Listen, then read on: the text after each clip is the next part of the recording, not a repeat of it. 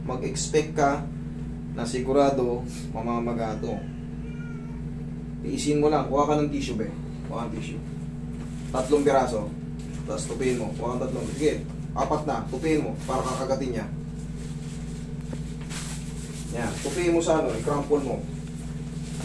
Tapos yakapin mo siya, tulungan mo. Wala si Roy. Sige, tupiin mo. Hindi, may hawak si Carl na ano eh. Ngayon, sige, bigyan mo sa kanya yan. Sige, iyakapin mo siya. Ayan. Pag ganun, pahatak ka. Ayan. Huwag mo lalabanan ha. Lambutan mo lang yung braso mo para mabilis lang.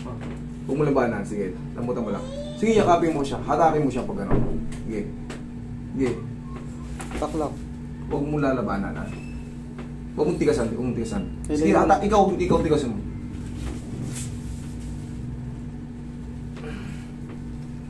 Ayan na.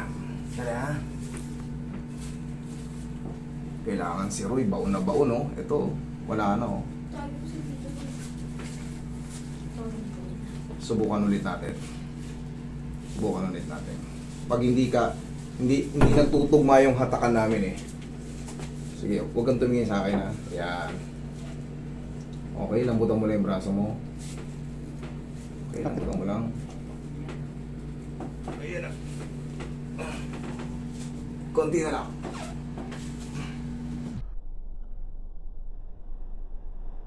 Yun, thank you. Yes, buti na lang. Kasi kanina, yung hatak ko, hindi kami nagtutugma eh. Kung hindi sana kakayan eh, papatawag ko si Roy. Pero yan ah, boy, bilog na ulit. Kaya may ito na yung pao mo. Yan, bilog na ulit. Relax ka lang ha, wala na, okay na.